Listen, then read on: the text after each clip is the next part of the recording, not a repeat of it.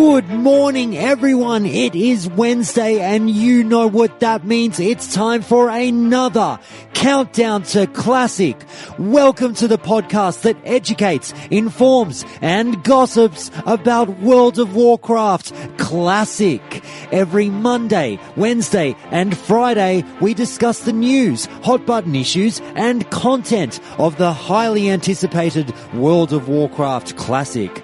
I'm your host, Josh Corbett, and thank you for joining me for our weekly in-depth interview here at Countdown to Classic. These hour-long interviews feature absolutely anyone who has something meaningful to say about World of Warcraft Classic. I sit down with a range of different voices, from the proverbial person in the street players all the way to well-known community figures. These interviews that you'll hear on the show are the very first time I've actually had a voice conversation with the subject of the interview, which is why you'll usually hear it takes about 5 to 10 minutes to warm up as we feel each other out. None of the questions asked in these interviews have been pre-screened with the subject of the interview. Whilst I ask for suggestions on what the interviewee would like to discuss on the show, they are hearing the questions for the first time. So all answers and responses are genuine and in the moment. Finally, absolutely no favors or payments have been exchanged in return for an interviewee's appearance on this show. So there is no favoritism or shenanigans going on behind closed doors.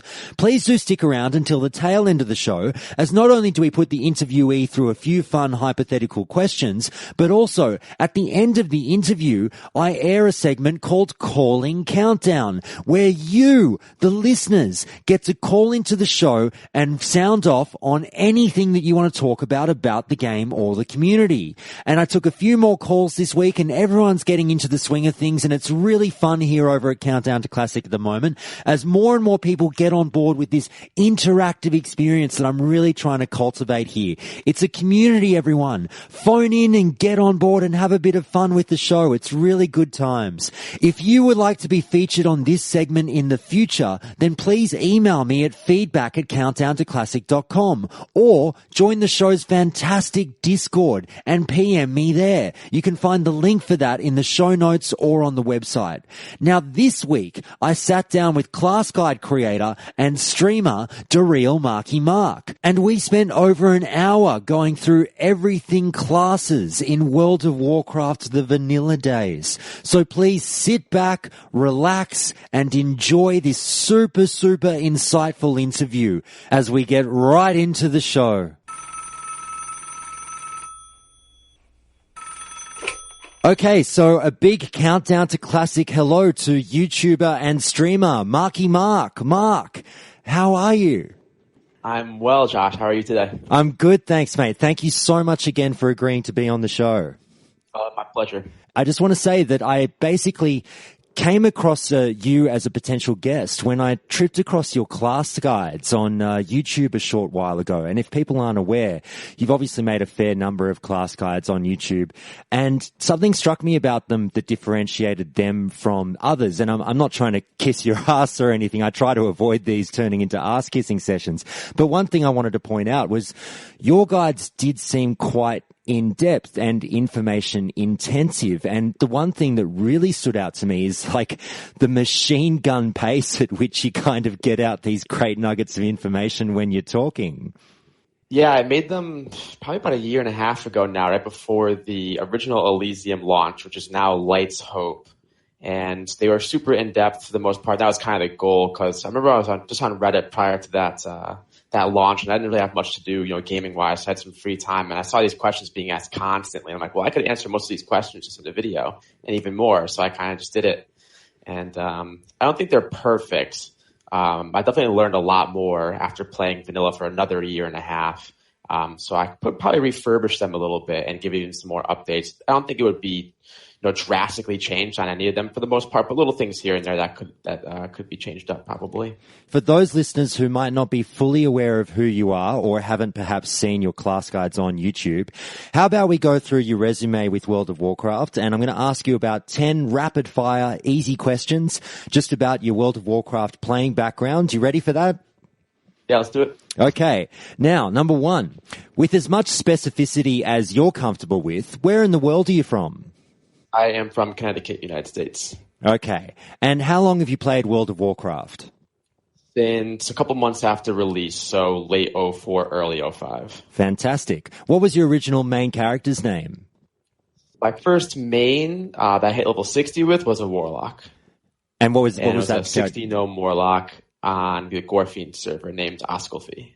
And any other classes that you've hit level cap with since? Like in vanilla then, or just in general, period? Let's say start with vanilla and then since vanilla. So that was my only level 60 in vanilla. I had some twinks and such that I played on, but that was my only level 60. In TBC, I had my Warlock hit level 70, and I also leveled a Hunter up. Wrath, I had my Hunter to level 80. Cataclysm, I leveled my Warlock up to 85. And I had, I believe it was a Mage and Mop. I didn't play much after Wrath. I had a Mage and Mop, and then I just didn't even hit max level on any expansion since then. So, and as far as private servers go, I've leveled Rogue and Warlock mostly to 60, and a few alts here and there that never ended up hitting level caps. So, do you prefer to play on PvP or PvE servers? Definitely PvP servers. Did you raid at all? And if so, what was your highest raid experience? Back in retail vanilla, or again, private servers as well? Let's go with both. Okay, cool. So back in retail vanilla, I was pretty young. I was born in 91, so I'm 26, now I'll be 27 in June. So I was 14, I want to say, when I hit level 60. So I did do some raiding though. My guild cleared MC, Blackwing Lair. I don't remember if we killed Twin Emps. I know we didn't kill Cthulhu. I don't remember if we killed Twin Emps or not. And we did kill a few bosses in Naxxramas like Vesuvius, and I think a couple bosses in Spiderwing, but it's been a long time. That guild is actually still around, believe it or not, called Lose Your Life from Gorfiend. Oh, wow. You still look them up. It's pretty crazy. Besides that, I didn't do a whole lot of raiding in TBC, just did tier 4, so Karazhan, Gruul, and Mag. That was about it. I never stepped foot into T5 back in retail, and same with Wrath. I was pretty casual again there as well. And then in private servers, I've done everything except for SAF and KT, so I'm really looking forward to that on Lights Hope in a couple of weeks. Nice. Now, are you currently, I know it seems like a silly question, are you currently playing World of Warcraft? And if so, where? So I'm playing a couple servers right now. I'm playing on Lights Hope currently on the Alliance, playing with the Guild Grizzly. Just waiting for Naxxramas release, of course. And I'm also playing on Gummies, aka Felmist, TBC server as well. Just hit 70 about a week ago, so. Okay. Now, do you have a quick plug for anything? Obviously, you're a YouTuber, and I think you're a bit of a streamer as well. Where can people find you online? So my YouTube hasn't been too active because I haven't done a whole lot of content, honestly, besides some streams here and there since the class guides. But my YouTube is DaReal Marky Mark on YouTube, and I have been streaming a fair amount on Twitch lately. You can find me there, same thing, twitch.tv/DaRealMarkyMark. So that's DaReal spelled D-A, is that right? Correct, yeah. Okay. Now, last question. Marky Mark, complete this sentence so we know where your allegiances lie. For the... Horde. All right. Excellent. All right. Now that everyone knows a little bit more about who you are and what makes you tick, let's get into the meat of things. Now, when we started talking earlier this week, we were obviously coming up with, I approached you and said that I'd love to have you on the show to talk about classes, given the fact that you've invested so much time into making those in-depth class guides that we talked about earlier. I just want to start off with, when you produce something like that for YouTube and you've done those amazing class guides, what goes into producing each and every one of those class guides? So a decent amount of it, especially the classes I was familiar with, was just from my own knowledge. But I definitely did a whole lot of Googling and searching through private server forums for classes I wasn't as familiar with, say something like a Druid or Shaman that I hadn't personally experienced a whole lot, especially at level cap.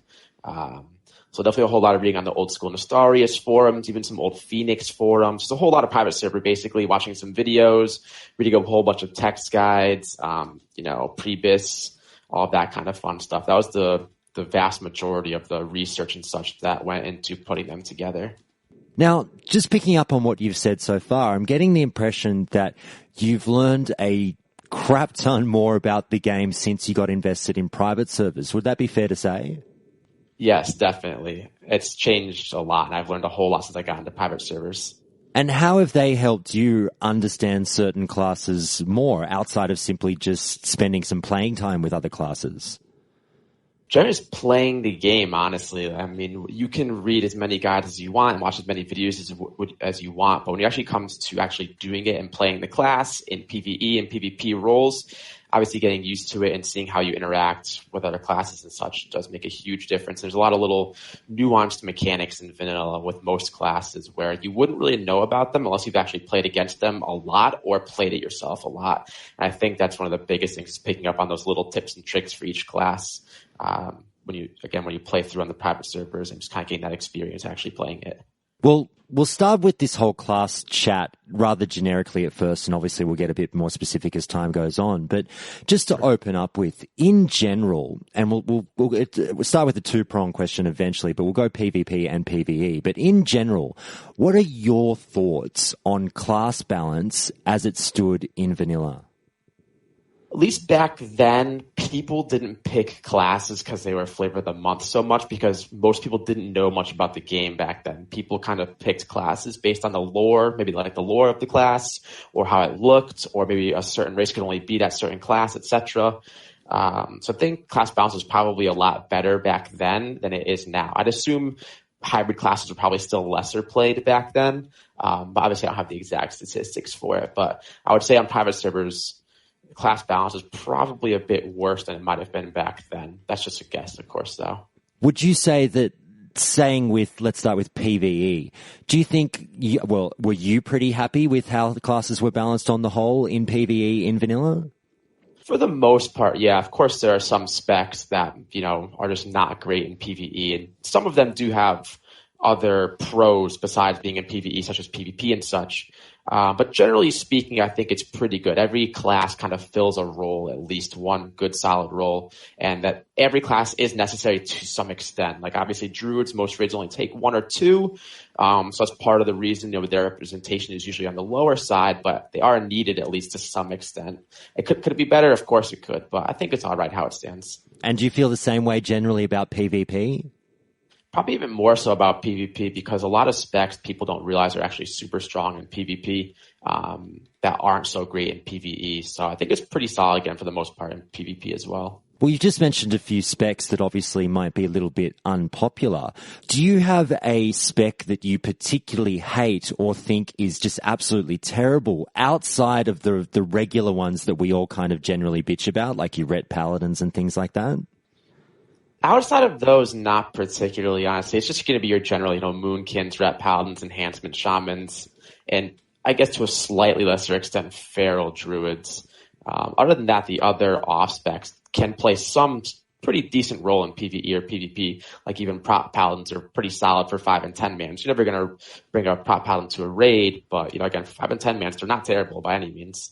What do you think is perhaps a spec that is traditionally misunderstood, that you might have a bit of love for that other people don't share with you? It's a good question. So I think most classes are pretty well understood, generally speaking. I think the usefulness of some classes can be underestimated in certain situations, such as elemental shamans in PvP. Extremely strong, especially when you start picking up some gear, or if you're flasking, even if you really try hard, for like Warsong Gulch Weekend or something. That's one I think doesn't get a whole lot of love, maybe from the more casual community, because of course all like the super try hard PvPers and such mostly know about that. But I think generally speaking, people always just talk about the aspects, like they usually include elemental being terrible in all aspects, but in PvP it's extremely strong. So it'd probably be the best one, I would think. Okay. Have you spent much time with elemental shamans? Personally playing it, no, but all you have to do is watch it for a few minutes, and it's pretty insane if you can. It's definitely a high skill class, but if you put a good player on it, and their burst damage is not difficult to execute. It's more the other nuances of totems and such, when to put them down, how to use them properly, etc. But their burst is insane, and anybody can do it basically. It's only a couple quick buttons, so. Okay, I've let you come in now for the first little while of the interview with some softies, but now it's time to get into the nitty-gritty and the specifics. What's the class that you feel you're easily most familiar with? Warlock, by far. Okay, well, how about we go down the rabbit hole with Warlocks and run you through the ringer a little bit with that one. Now, sure. We'll start with this. just in my research online, and I should say I have played a Warlock. My ex-girlfriend back in the day, when I somehow got her into vanilla, decided to play a lock, and I helped her out. I helped her out a little bit along the way, and I would dabble with her character at times, but I'm far from well versed in locks in general. But in my research for this interview, I saw online some rumblings that despite the fact that there was quite an early class revamp for Warlocks, some people felt they were still severely hampered for a large portion of vanilla, right up until kind of perhaps getting geared in AQ gear, or even all the way up to the Burning Crusade. What are your thoughts on that? So I think Warlock is one of those really underestimated classes in vanilla. I think back then, I believe they were changed in 1.6, if I'm not mistaken. I think pre 1.6, they were pretty terrible. I mean, honestly, I don't really remember from my own personal time because it was so long ago. But if you just look at how the class was back then, just judging how it was, these were not great pre 1.6.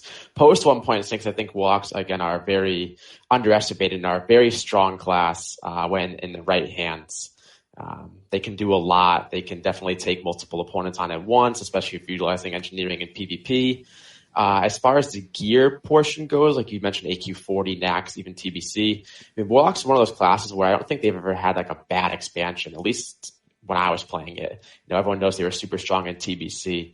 Warlocks are definitely more on the lackluster side in PvE DPS until they get Blackwing Layer Bisp and even AQ Bisp. Once you start picking up a lot of spell hit gear, you can put out some pretty good numbers on a Warlock, and you can definitely compete, you know, top 5, top 10 on the meters. Even in Blackwing Lair, once you start picking up that gear.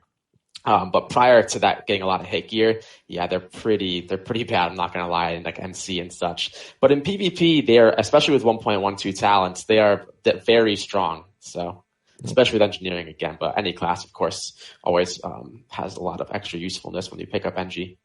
You mentioned that high skill cap, and there is a generic thought that if you're going to get involved with a Warlock, you'd probably want to be a relatively skilled player. Do you think that's still applicable, or it's a little bit overrated and the class is a bit more open to normal or average skilled players than people seem to think? I don't think it's a class to stray away from if you're just an average player, it's not like super try hard and such, but I definitely think it probably has one of the higher skill caps in vanilla, you know, because pet micromanagement and such definitely plays a role, using your Fell Hunters to spells and spell locks properly, you know, all of your curses, utilizing those properly, etc. So there are definitely a lot of nuanced mechanics to playing a Warlock really well, but I think the skill floor is pretty high. Like, anyone can play a Warlock to a decent level for the most part, but the really good Warlocks you can usually tell the difference pretty easily. Now, you mentioned very briefly gear, and obviously I understand that every class is obviously reliant on gear. However, it's known that some classes perhaps are a little bit more so. How do you feel with Warlocks and gear and itemization in general? I think Warlocks are probably one of the hardest, or I know Warlocks are one of the hardest scaling classes in the game. You know, as Warlocks get more and more gear, they just go crazy, especially when you start getting full AQ4 or even some Naxxramas or full Naxxramas gear. I mean, you're just a tank. You're extremely tanky. You have a lot of HP and your spell damage is through the roof. So they get extremely, extremely strong come those patches and start picking up a lot of that gear. You know, Warriors as well, super gear dependent, especially on the weapon, of course.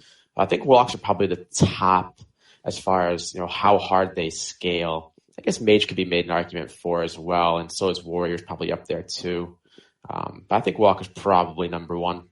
When you were talking about best in slot and things like that, outside of those obvious best in slot items that the theory crafters have nutted down and said you have to get this particular item, do you have some personal favorite pieces of gear that you might absolutely gun for through the leveling process that you would recommend people reach out for? Definitely. I believe it's been a long time since I leveled a Warlock, but I think it's Shadow Weave set. It's the plus shadow damage spell set from tailoring in like the low to mid 40s. That makes a huge difference in your kill times while you're leveling. So that's a big one for there. Other than that, for leveling, unless you're going to be really into PvP while leveling, you know, things such as Skull of Impending Doom and such like that, and engineering items, of course, as well, if you're big into it. But that's probably the biggest key thing for Warlocks. And a lot of people actually neglect spirit a lot while leveling, but spirit's really, really good while leveling because minimizing your downtime is one of the most important things. So picking up a lot of spirit gear, especially to take advantage of improved drained soul while you're leveling, is another big tip as well for leveling a warlock more efficiently. Well, you mentioned a few things that people should look into. In terms of rotations, and obviously, again, with the years of information that's now available to us, people are quite aware of perhaps what the right rotation for a warlock should be. And I'm sure you'd probably agree that warlocks do have somewhat of an extended utility belt, if you would. They're a bit of a Batman in the game. They perhaps use more things than other people might, than other classes might. Do you have a particular way in which you use your rotation that you'd recommend people to try that might be outside of the norm? As far as leveling goes? Yeah, as far as leveling goes. So for leveling, always going to be using Corruption on every mob. For Curse of Agony, it's really not worth it to use it, or efficient to use it, I guess I should say, unless the mob is going to live longer than 18 to 20 seconds. Unless you can really get the full takedown on the Curse of Agony, it's not efficient to use it because it's a spell that ramps up in damage. It starts off really low, and as it gets closer and closer to the end of the duration, the damage increases. Siphon Life, another one, not super efficient to use. So it's really Corruption and Wanding for the most part. If you want to be super efficient with it. But again, Curse of Agony could be used as well for those longer fights. And Immolate, sometimes I'll use Immolate if my kill times are just super slow with Corruption and Wand. But at that point, it's usually more efficient just to use your Curse of Agony anyway, especially when you start getting that plus shadow damage gear. For people who are considering playing a Warlock for the first time in World of Warcraft Classic, who perhaps have no experience with them before, what kind of generic information or tips would you give them? So for general generic tips, definitely keep your wand as up to date as possible. That's going to be a huge staple in your leveling since you will be wanding mobs a whole lot. Focus on, if you're not going to be huge into PvP while you're leveling, focus on shadow damage and spirit, and then some stamina and intellect, of course, as well.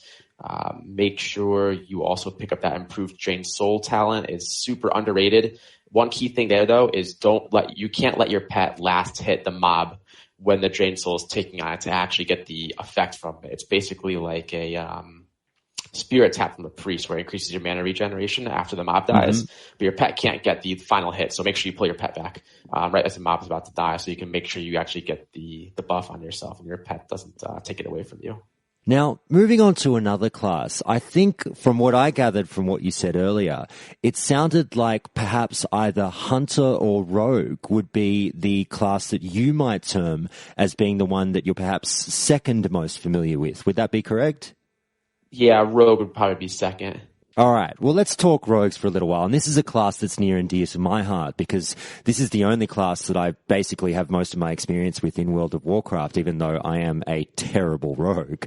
But I'll start off with this one. And this is almost more a question for me than for the listeners. So sorry, everyone, but some of you might be interested. Now, assassination rogues. Go into bat for them. Tell me why I should love assassination rogues, because I never have.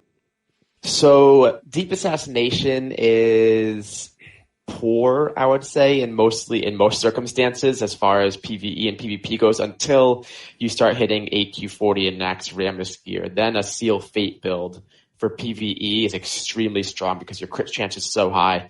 Getting those extra combo points for all your finishers, Slice and Dice and Eviscerate really, is a huge DPS increase, and you can definitely out DPS the typical combat Adrenaline Rush lethality builds that you would typically use. Plus, especially in Nax Ramus, you don't need the murder talent in the second tier of assassination because everything's undead, so it doesn't do anything for you.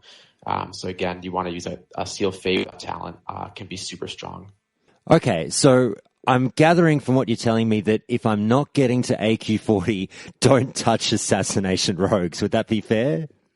Deep Assassination, yeah.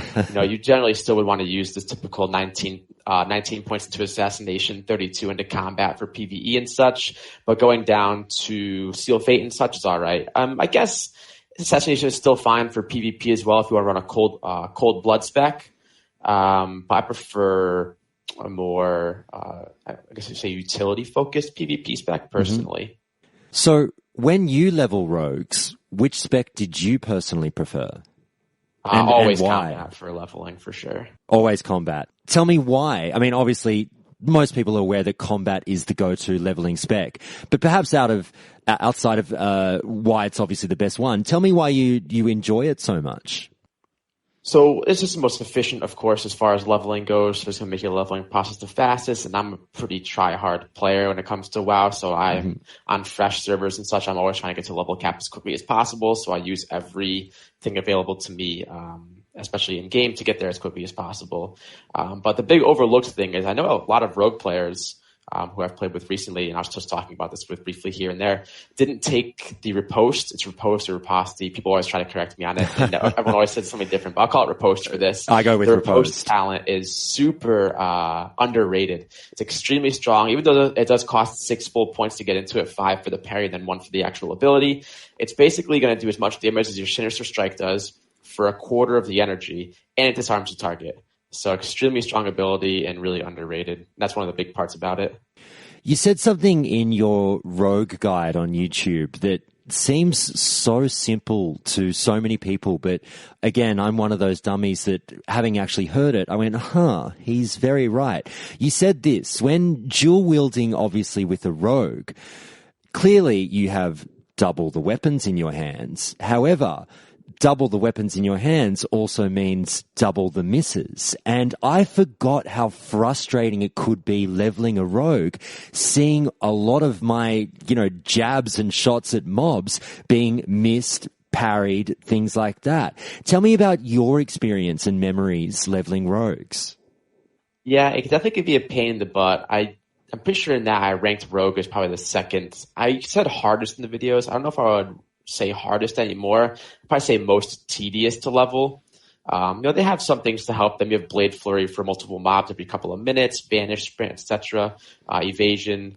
So you do have plenty more tools than warriors have to handle poor pulls and bad situations and hopefully get out of them alive, so you're not corpse running back. But it can be a pain, especially with all those hits and misses, because rogues have to dual wield, obviously. At least warriors have the option to spec into MS at level 40 and to level 2-hand MS, which is much better than leveling dual wield or even 2-hand Fury for warriors. The dual wield Fury is kind of a noob trap for warriors. But rogues are forced to, of course. So the big thing there is picking up that precision talent. The 5% melee hit does help a whole lot while you're leveling. It's just a pain, even if you ever fell behind in levels and such in your quests, if you ever start getting those like only orange quests and the mobs are a bit higher level than you, it makes leveling much, much more difficult. So you'd always want to stay kind of ahead of the curve, per se, as far as leveling goes. So you can always be doing either green or preferably, of course, yellow quests. Like I said, once you fall behind, they're super difficult, especially on melee classes, because that melee hit is super low on them. Tell me, if I were to go through the anguish of leveling a rogue again, when we talk about things like rotations and skills that one might obviously look towards when leveling a rogue, are people like me, am I a tool for always wanting to keep slice and dice up, or are there certain things that you would say, do this and don't do that? So I actually did test that on the last rogue I leveled up on Light's Hope, and I actually talked to a buddy of mine as well, who's one of the better rogues, or probably one of the better rogues definitely in the vanilla scene, who plays. And so when I was testing it, I felt I was actually doing more DPS, and I felt my when I was doing timers for my mobs kills and such, they're definitely higher, not using slice and dice at earlier levels. And he concurred with me on that. He also said he doesn't really start using slice and dice till 45 or 50, when it starts taking a little bit longer to kill the mobs to get the full duration out of it, etc. So in the lower levels, I'd recommend just using, Sinister Strike, Riposte when it procs, of course, and Eviscerate. And then the higher levels, when the kill timers are getting a little bit longer, you can pop a slice and dice per mob from level 45, maybe plus 45, 50-ish. Now, moving on quickly, I just want to very quickly touch on hunters, which you said you had a lot of experience with as well. Speak to the listeners who are like me on this point. I love hunters. Actually, I want to love hunters a lot more than I do. But what do you have to say to people who simply can't get past the issues of pet management? And I guess that applies to warlocks as well in a way. Yeah, I love that part of the game personally, because it just adds a little bit of extra depth to the class. And I find in vanilla that's really important, at least to me, to kind of push myself, and just makes it a little bit more difficult to to be really good at the class, of course, and using that pet management properly. If you can't get past it, a pet class isn't for you, of course. But I personally enjoy the extra bit of challenge and such. And some people might, and some people might not, because there's a lot of great things you can do with pets, especially Warlock pets, but Hunter pets as well, of course. And like I said, actually, I really enjoy that extra bit of in-depth that it brings to the classes and the micromanagement of them as well, of course.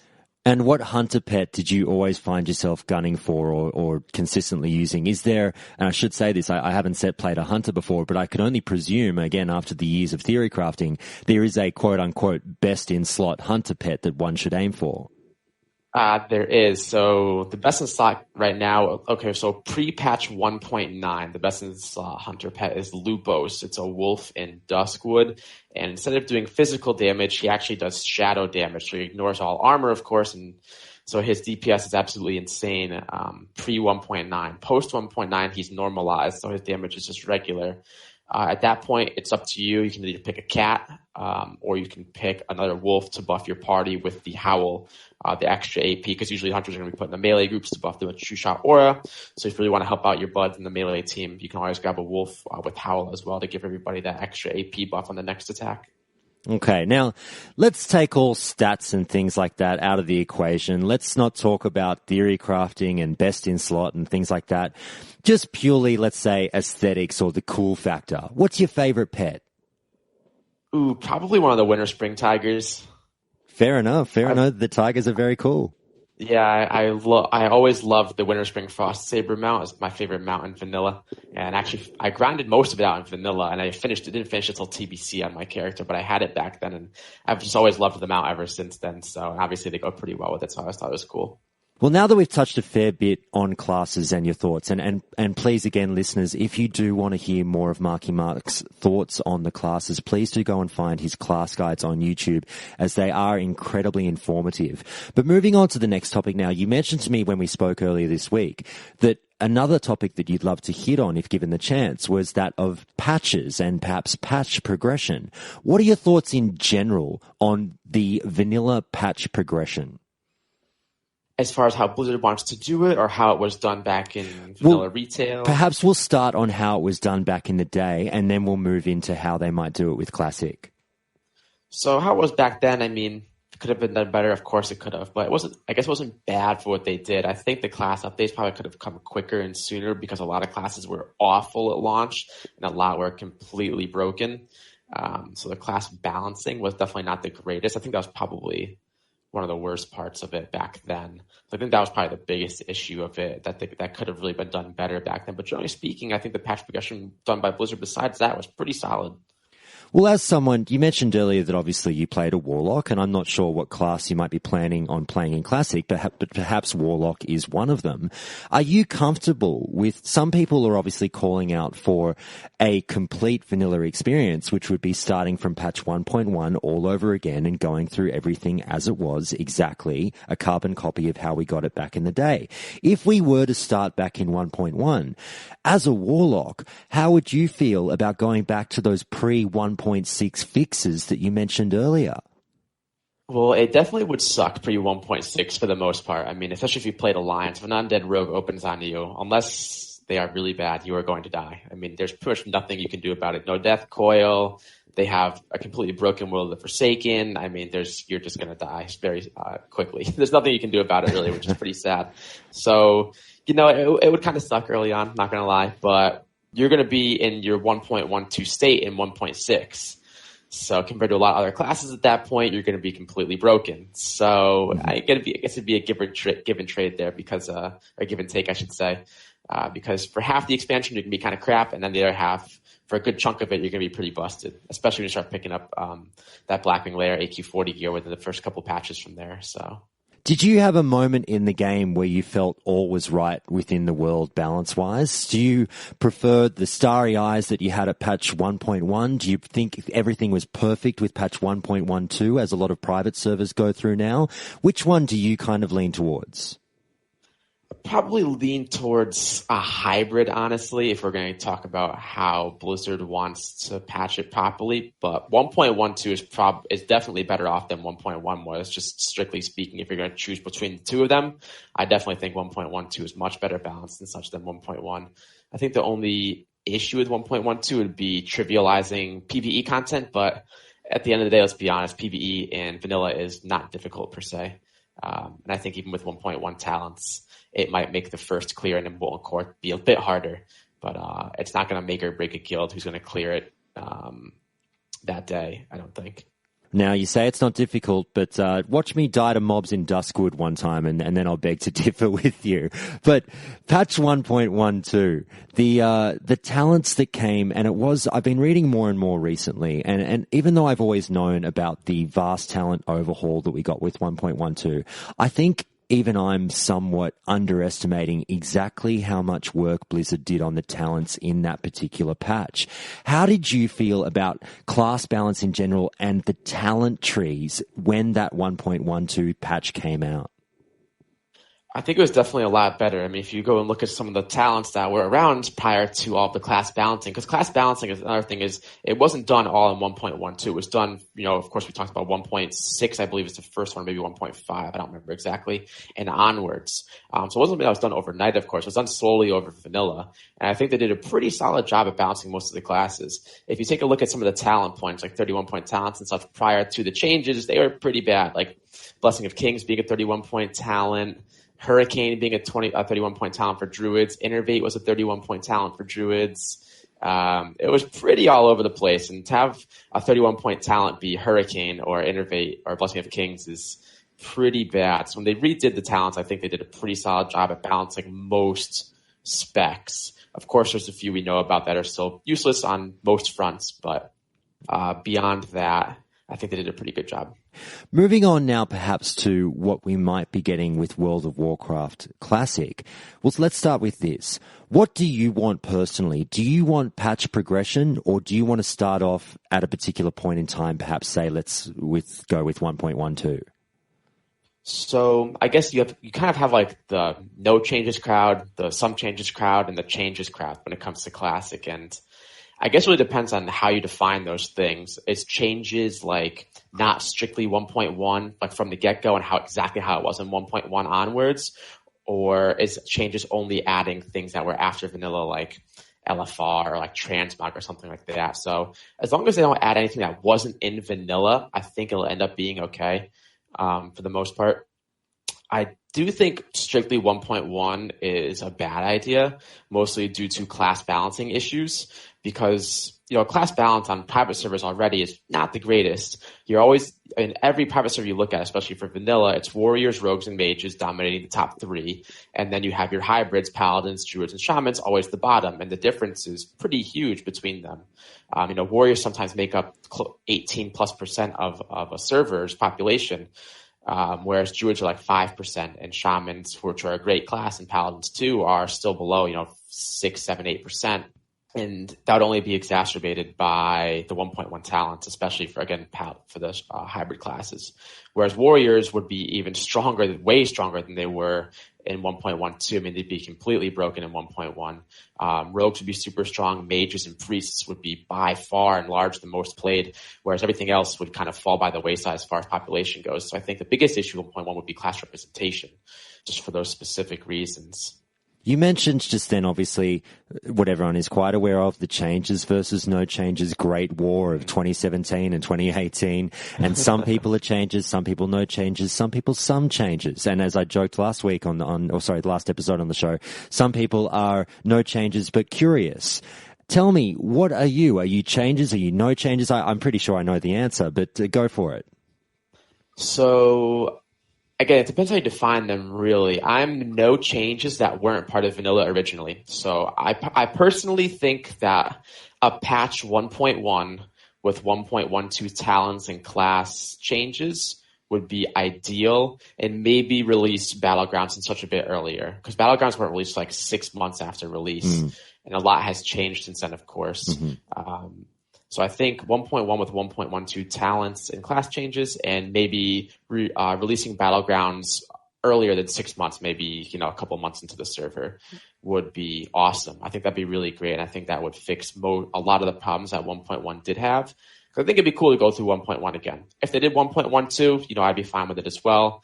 But I think it'd be cool to switch it up a little bit personally and bring those changes to an earlier patch. I'm completely with you. That answer is actually exactly what I'm hoping for as well. So we'll see what happens with whenever Blizzard decides to give us Classic. But now that we know and it's been established that you do, somewhat heavily lean no changes, but with perhaps a bit of a Franken-patch feel, let's go with this hypothetical situation.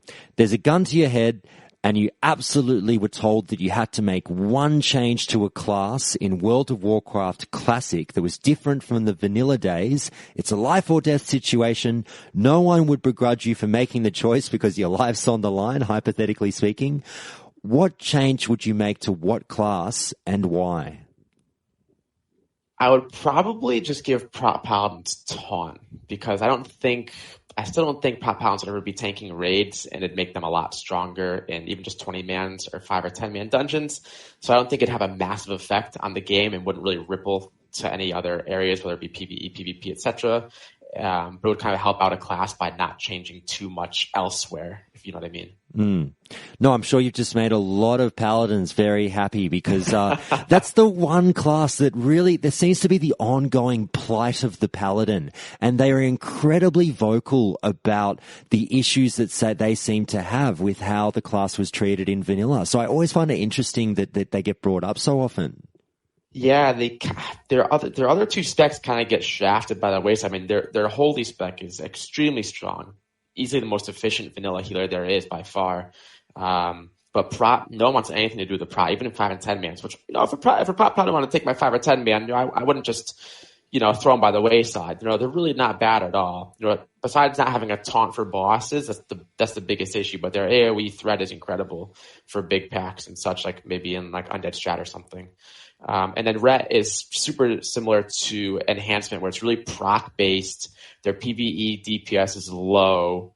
And in PvP against any competent players, you're just going to get dispelled and you're going to get kited. Well, Enhancement's going to be need to dispel them. You can just kite them forever. And you can just dispel or purge a Paladin's Blessing of Freedom, and the same thing, he can get kited forever without the gap closers and such. So definitely it's kind of the plight of the Paladin for sure. Moving on a little bit, just to a few more generic fun questions before we get to the more in detail fun questions later on.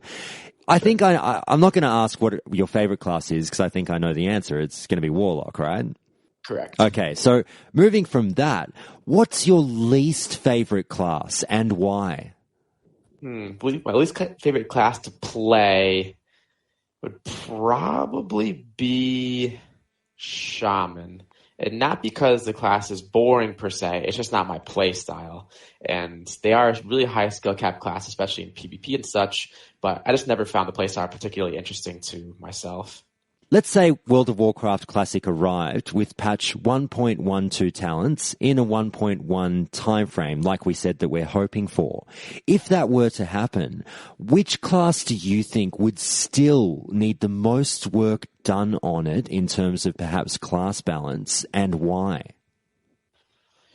Just judging based on numbers, probably Druid, just because they don't have too many uses, honestly. Again, there's a reason why raids only bring 1, maybe 2 Resto Druids to them. They are a good class, but they're outshined by Shamans, Priests, and Paladins as far as healing and raids go. Boomkin is basically useless. Although I did raid with the Boomkin on Chronos, I didn't mind the 5% crit in my caster group. It was fine, but it doesn't outweigh the DPS loss of not just bringing another Warlock or a Mage or something. But personally, it was great for me. So that is an issue for them as well. And then Feral, same thing. No one really wants anything to do with Feral tanks. Feral DPS and PvP, again, still you really only have Claw for the most part, and then like Rip or Shred and such. So besides your initial burst out of stealth, same thing. It's difficult to use. So I'd say probably Druid. The inverse of that now.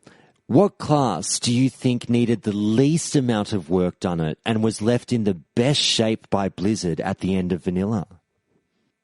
Probably Warrior. I mean, Warrior was absolutely broken in 1.1, and they're still by far one of the strongest classes in 1.12. And I don't think they did a lot of work to it. it's been a long time to look at those patch notes and such, but most things, or a lot of things, did remain the same for warriors throughout, and they're still the most popular class in 1.12 on private servers by a pretty decent margin on every single vanilla server. So they're still super strong, and they were really strong and even stronger in 1.1, so I'd probably say warrior. One funny little argument that seems to come up about warriors when I tear through the forums every week, as I do, is that because they were so, as some people termed, overpowered back in the vanilla days, in that all of their specs were not only viable but fantastic. Did you feel some people refer to them as a hybrid class, given that they can TPS and tank so well? Do you think that's an apt description or a bit silly for a warrior? I think it's a little bit silly, but I mean, I do get where they're coming from, considering they are the main tanks in vanilla. Pretty much everyone tanks on a warrior. And like I said, you're very rarely going to ever see a bear druid or a paladin. Their Fury DPS tree is by far, I would say by far, but definitely the best in vanilla by a pretty decent margin, even above rogues. And of course, Mortal Strike Arms in PvP is insanely good as well. So they have 3 really solid talent trees to pick out of. So I guess I wouldn't call it a hybrid, but I can see where they're coming from. Okay. Now, just changing tact a little bit here, I think a lot of listeners would think that I would be remiss if I didn't touch on at least one short thing. And I just want to preface this with saying that I don't want to go into details, and this podcast isn't about mudslinging at all, but without the need to talk about the fallout of the podcast with Alex. But if people didn't know, you were on a podcast with Alex Sensual for a couple of episodes, and then for certain reasons it was cancelled quite recently. My question is, now that Baron's Chat, the podcast you were on, is over, what are your plans content creation-wise moving forward from here? So moving forward from here, I mean, I've always wanted to do some more YouTube content. It's just difficult for me to find the time between my career and other IRL obligations, as well as playing on 2 servers currently. And I'll be continuing to play on 2 servers on Gummies still after Kel'Thuzad dies, and I'll re-roll on Light's Hope Fresh as well when it comes out. So it's always been difficult for me to find the time. So I always really enjoyed streaming because I kind of do content, quote unquote, and interact with the community while I play the game. I kind of knock out 2 birds with 1 stone. Some people might still remember the Time Cop video I was supposed to release a long time ago. It's a huge meme now, but it's still on the way, soon TM. So it still should be out there. As Time Cop, or Josh, aka Time Cop, he sent it to me recently, and still working on it. Like I said, it's difficult for me to find the time. I try to be as efficient as possible, and it's still hard sometimes. So it sounds like you've obviously got other things to focus on. If people are wondering, is the moral of the story basically don't worry about Marky Mark, you've got other things to do? I mean, yeah, I want to do some content and such, and I'll try to find time to do so for sure. And I'll definitely be streaming. I definitely try to stream at least a few days a week when I'm playing. So I'll definitely be around. I just said that I don't have the time to really commit to putting out YouTube content, but I'll try to do some when I find the time and such. Fair enough. Now, I'm going to move on to a few listener questions. I put the note out to my Discord that I'd be having a bit of a class expert on the show. So I'm just going to read out a few questions that I've got from listeners. So we'll just get through these quickly, and then we'll get to the fun stuff. So question number 1. This is from listener Palfurus, who asked this. Given the amount of additional theory crafting that's been done over the years between vanilla and now, how much quote-unquote conventional wisdom for classes has been rendered useless? And by conventional wisdom, they mean class builds, rotations, best in slot, and things like that. Do you know what they were getting at? Yeah, so from back in the day, maybe even on Elitist Jerks, there's a lot of theory crafting going on, and again, it's vague. It's been a long time, but I'm fairly certain I used a spec on rating on my Warlock back then that's pretty similar to what we use these days, either SM Ruin or DS Ruin, Demonic Sacrifice Ruin. So I'm pretty sure it was relatively familiar. I think a lot of the specs were theory crafted back then, or maybe not a lot, but a decent amount were theory crafted properly back then. But I think a lot of that is definitely lost with all the theory crafting that's gone on since vanilla, especially as far as gear optimization goes. Like back then, I definitely do not remember ever, just stacking as much spell power as possible on casters on my Warlock and such. And now, obviously, that's what everybody does to maximize their DPS. Is you don't really need to go for the stamina in PvE. You just want to stack as much spell power and spell hit to until you get to the cap as possible. So I think that's one of the biggest changes was definitely gear optimization. Okay.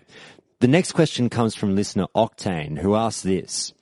For those of us that haven't played World of Warcraft since the trilogy, being vanilla through to Wrath of the Lich King, what is your recommendation as the best way for players to re-familiarize themselves with the game so that they don't make a fool of themselves?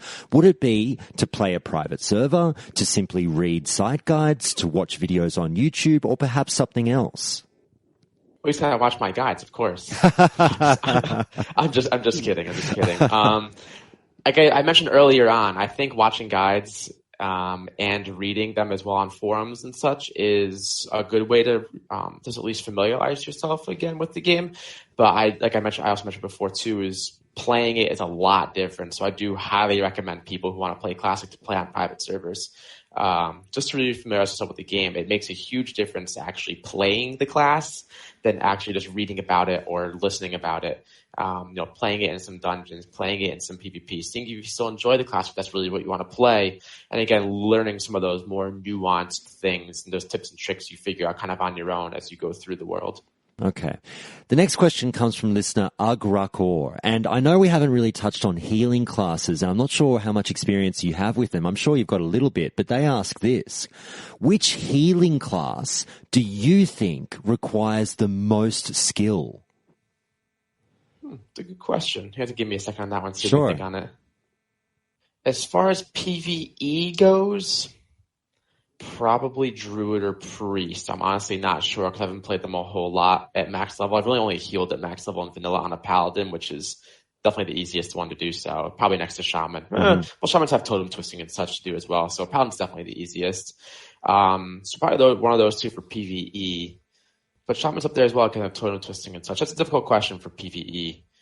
Shaman's up there too because totem twisting. I guess it really depends on how much you're totem. Are you twisting Grace of Air along with your Wind Fury if the server allows you to, etc. There's a lot of little nuanced things that can go into it. So probably Shaman, and then probably Druid for PvE. And for again, I'm just trying to take a logical guess here. And then as far as PvP goes, Resto Shaman is super difficult. Again, totem twisting, when to have the proper ones down, using, Earth Shock as interrupts in between healing, etc. And then probably Priest next to that, because Druids really aren't doing healing in PvP. And then Paladin, again, is a very, very simple class to play as far as both PvE and PvP go as holy. So, all right. And the final listener question is from listener North Bear, who actually he's got a couple of questions, but we'll get through them. He says this, I'm interested in your sources that you turn to for your class guides. You actually touched on this earlier, but again, where do you specifically get your information from? And how much of it, let's say what proportion, is first-hand player knowledge that you've gained through the game or speculation? And does the information mainly come from your private server experience? So a good chunk of it was definitely, I don't know if I can give you exact percentages, but a good chunk of it was definitely just from personal experience and playing the game and kind of just learning about the classes as I go. And another good chunk of it was definitely from just reading up on classes on the forums. I was on the old Nestarius forums or even just on the Phoenix forums from way, way back and just reading some of the theory crafting done there and such and what they had to say versus what, a couple of years of theory crafting afterwards, what Nestarius players had to say about the classes and the class guides there and such. So that was a huge chunk of it as well. And most of it is definitely from private servers because retail vanilla was so long ago. Most people, myself included, can't remember exactly how things were back then. And a lot has definitely changed since then as well, as far as how the game is played and how theory crafted it is and how everything is pretty much known about the game for the most part, as far as, talent specs go, gear optimization, etc. Okay. The next one's a bit of a two-pronged question. How much do you yourself, purveyor of class knowledge, think that the classes will perhaps change in vanilla, if at all? And if they were to change, how would you react to that? Changes in Blizzard doing some extra balancing. If they changed anything with the classes in let's say from different to 1.12, yeah. I'm sure Blizzard would hit, the major meme quote unquote class specs, so enhancement, ret, prompt paladin, feral druid, moonkin, etc. I'm sure those are the ones they really hit for the most part. I don't think much else would probably change. I'm definitely against it, of course, because I think most of those, or a couple of those specs, I should say, not most, a couple of them do have their points where they are very strong, again, like Elemental and PvP. Prop Paladins are pretty good with 5 and 10 man, etc. And, they're still viable. There's a Druid video out there of a balanced Druid, a couple balanced Druids, Stormax and Final Flash, who do a great job of showing Feral, or not even Feral Druid, but just Druid world PvP at max level with some pretty deep balanced talents and using a lot of balanced abilities as opposed to a full-on Feral build or something. So it is doable. It's definitely not the best, the most efficient, but it's fun to see players take a class like that that's kind of counted as a meme and play it kind of to that next level. Okay.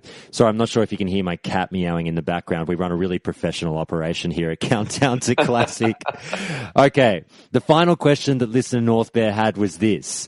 Do you, Marky Mark, ride the hype train? For Classic, of course. Okay, excellent. All aboard. Okay, Marky Mark, now it's time for some anger management.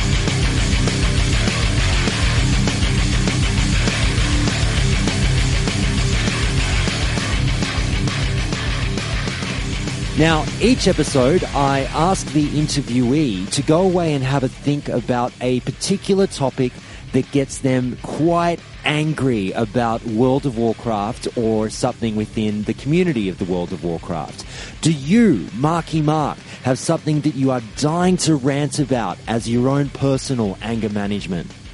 Honestly, not particularly angry about. I'm a pretty chill guy for the most part, but if there's one thing I don't think was a great implementation in vanilla, and that if it was changed, I wouldn't be like, oh, I'm not playing the game now because Blizzard changed this aspect of Classic, it would probably be the PvP system. It's not about who's the best and such, it's about who can invest 16 to 18 hours a day, 7 days a week, basically 5 to 7 days a week into the game, just grinding out battlegrounds to get to your rank 14 weapons eventually. And that's probably the biggest thing that I have against vanilla that I wouldn't say get angry about, but I would definitely not be mad if they changed it. Even to more of a rated battleground system, like an arena type system where you had ratings and such. But then it also brings you to the issue, people will be selling boosts for that, of course, for high gold amounts, and how Blizzard would regulate that if they would at all. Because a lot of that was, of course, done in RBGs in the arena. So it brings up some interesting questions, but that's probably the one thing I'd rant about of vanilla is definitely the PvP system. All right. And with that done, now it's time to put you on the hot seat.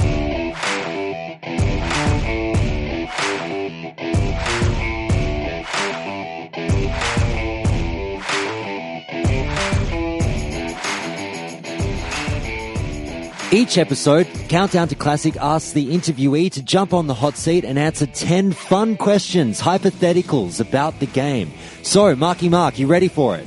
Let's do it. All right, question number 1. Ruling out when is Classic coming out, or will there be changes, if you could ask one Classic-related question of the devs right now, what would it be? How they plan to do patches, for sure. Okay, it seems to be a popular one. I might have to rule that one out as well. A lot of people are wondering that one out. Go-to one for sure. Definitely. That's going to have the biggest impact on Classic, besides them changing anything barring them again changing anything that wasn't in vanilla originally. Definitely. Okay, next question. You familiar with the game Fuck, Marry, Kill? 3 classes. Marky Mark. Fuck, marry, or kill. Warlock, Rogue, Hunter. Go for it. Marry Warlock, fuck Rogue, and kill the Hunter. Wow, you're cold-blooded. That was easy. All right, next up. If you were stuck on a desert island with one NPC from the game, who would it be and why? Wow, that's an interesting question. I've never thought of that before. I don't think anyone has. It's a pretty niche question I came up with for the show. I would say so.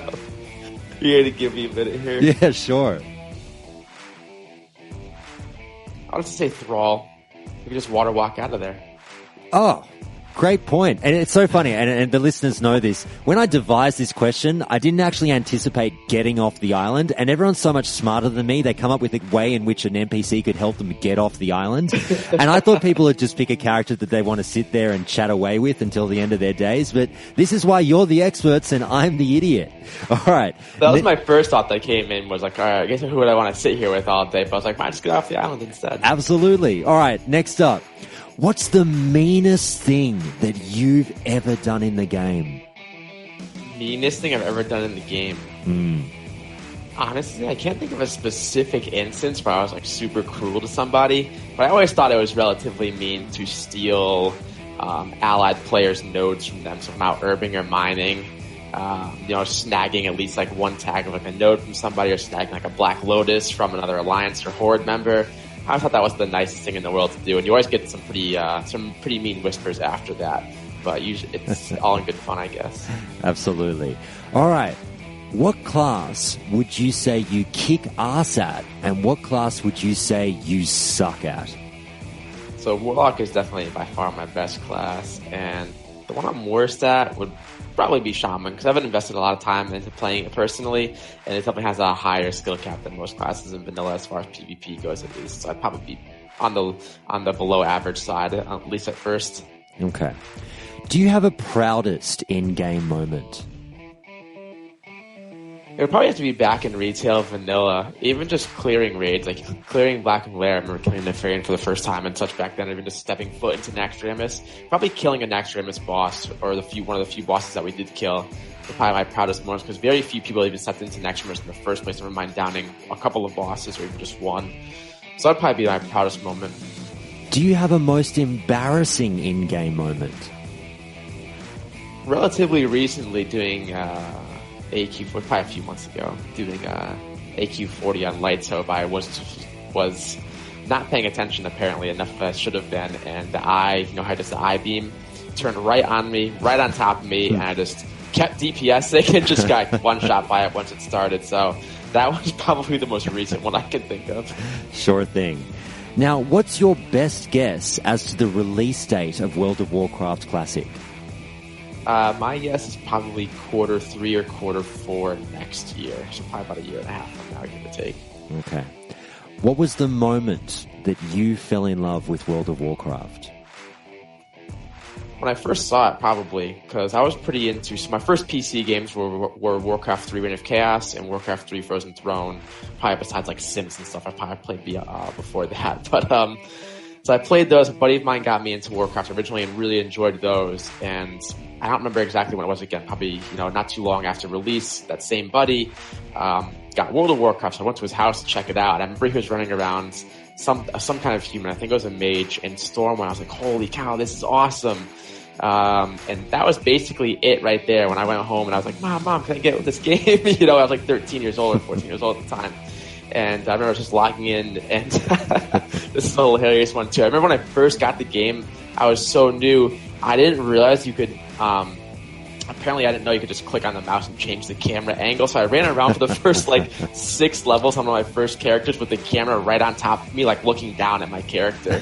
Almost like it was like Warcraft 3, but really zoomed in on the single unit. So that was an interesting time as well. Nice. No, that's almost as good as my first foray into League of Legends, when I would play the game super zoomed in as far as you could, and that's just how I played for a while, and all my friends laughed at me so hard when I told them that story. But anyway, my last question for you, Marky Mark, is this. Tell me why you are most excited for World of Warcraft Classic. I want Blizzard to save us from private servers. Of course, private servers aren't perfect in any way, whether it's corruption or scripting or any of the above. And I just want a Blizzard quality product of the game I've enjoyed playing, because I've played vanilla for pushing over 3 years now straight, basically. With a couple breaks here and there, of course, but playing it for 3 years, and I'm not the kind of person who would play a game that consistently usually. Like you mentioned League of Legends, I play a lot of League of Legends as well. Same thing on and off for more like 5 years now, really. And I guess it's like 2013. And those are the two games I've grown really fond of for the past years. And I'm really excited for a Blizzard quality product, and an official one at that, of course, to really compete on as far as rating numbers goes and PvP, etc. So I'm really looking forward to it. Okay, Marky Mark, you made it through an intensive session of questioning. Please do feel free to plug your stuff again. Plug away. Where can people find you? Yeah, I had a great time. Thank you for having me on. It was a lot of fun. But again, so DaReal Marky Mark on YouTube, and then for which you won't find too much recent content, but there is some good stuff in there from the past. And then my Twitch, which I'm very active on these days, twitch.tv/DaRealMarkyMark. And I just want to say thank you so much again. This was the first time that we've ever had a chance to talk. I only knew you from those class guides on YouTube, and it has been an absolute pleasure. Thank you so much again for coming on Countdown to Classic, Marky Mark. Yeah, thank you, Josh. Really appreciate it. I had a great time. Hi everyone, it's Josh here again. I hope you all enjoyed that amazing chat with DaReal Marky Mark. If you have any comments or feedback about that, then please do get in touch with the show at feedback@countdowntoclassic.com. But with that done, it's time for the next segment of the show. And as I said at the top of the show, each week I open the floodgates and let listeners just like you call into the show and chat with me. This happens every Friday and Saturday night from about 6:30 p.m. onwards Eastern Standard Time. And also for you European listeners, I will take calls from you anytime between about 10 a.m. to 3 p.m. in your part of the world. And that could be on any day. Now that you know how you can call into the show and when, please do get in touch with me. Feedback@countdowntoclassic.com or via the Discord, and organize with me to come on the show just like these brave souls have. And with all that said now, it's time for Calling Countdown.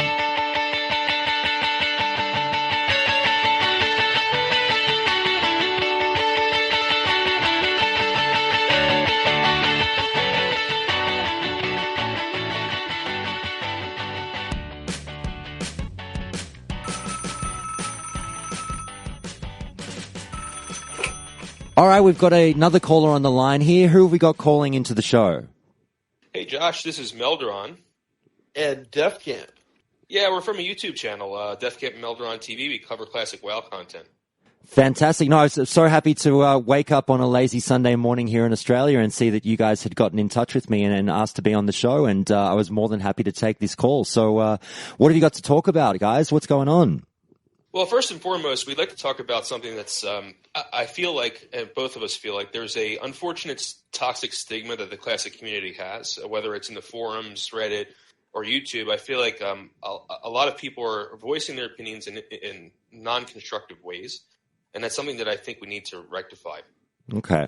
Yeah. When you say non-constructive, how would you define that? Just in terms of people sort of getting into arguments too easily, or dipping into the profanity well a little too quickly, or how do you see it? Well, I think that that's a very good way of putting it. I think instead of using words and ideas, it goes down to name calling, and then says, "How dare you say you don't want change? How dare you say you want changes? You filthy X or Y." And that is not going to make someone understand your point or your argument. And Defcamp, how do you feel that your experience with this changes versus no changes, and the sort of, as some people term it, the devolving of the community has been over the last few months?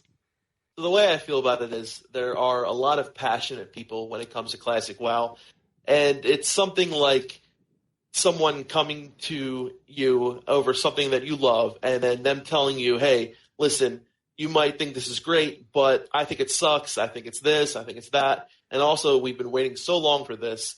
To even see someone come from the other side is almost like an attack. And it feels like an attack. And I think people try to defend themselves and try to attack back. And I think it's a very emotional response, but it's just based on the passion. And I feel like it's a bit of a misunderstanding that people have.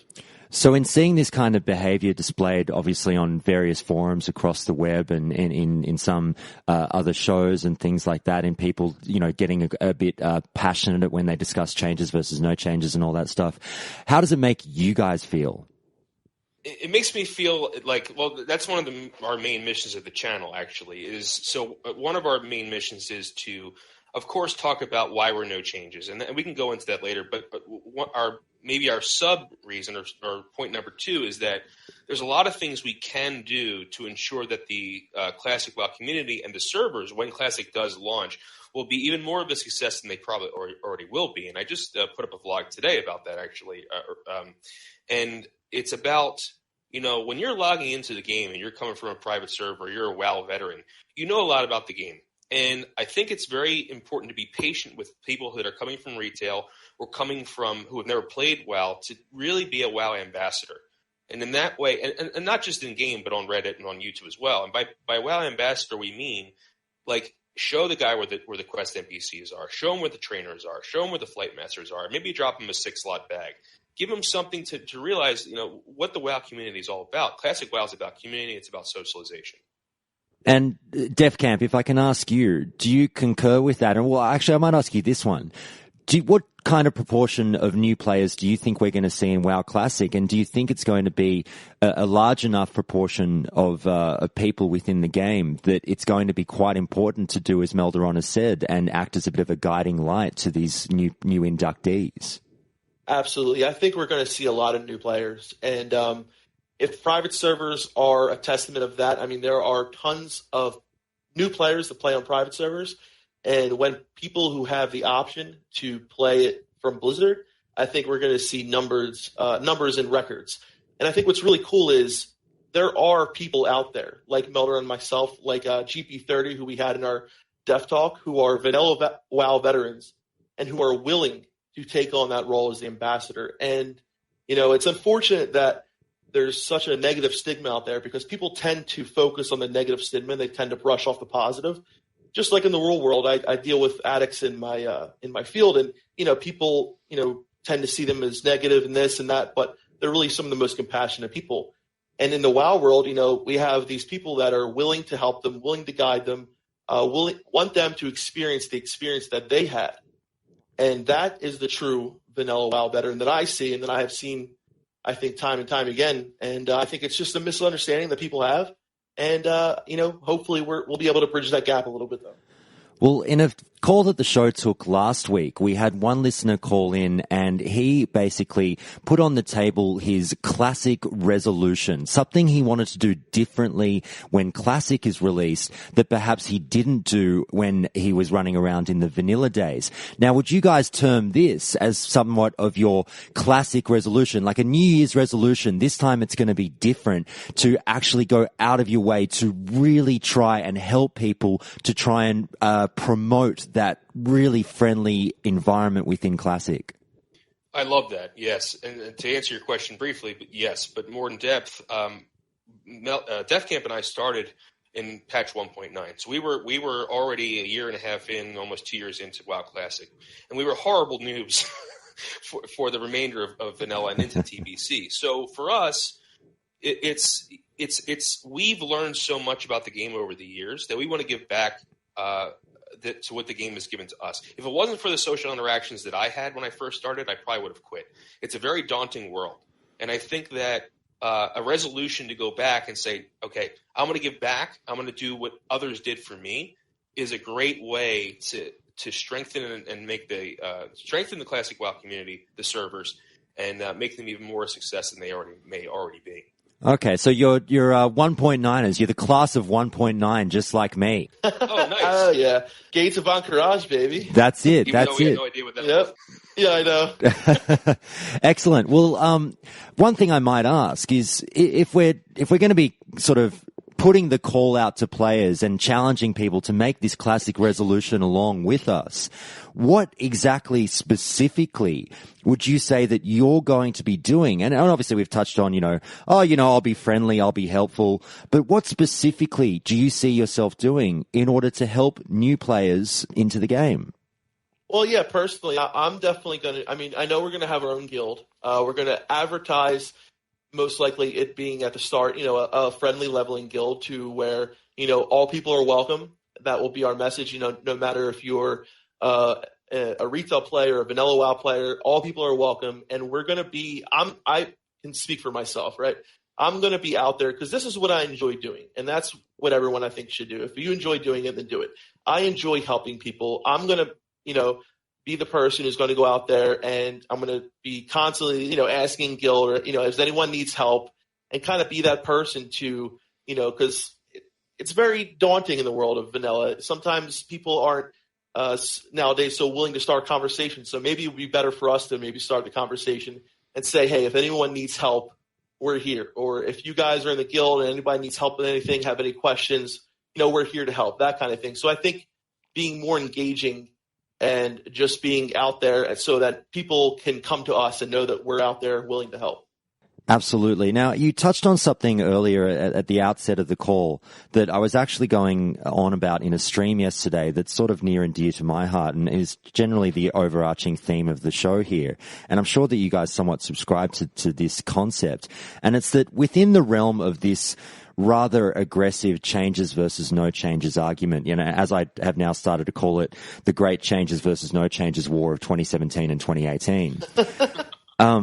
I found that, and I'm not breaking news by saying this, but there is a very simple way to engage in hyper-intelligent conversation about this without having it go down to the gutter.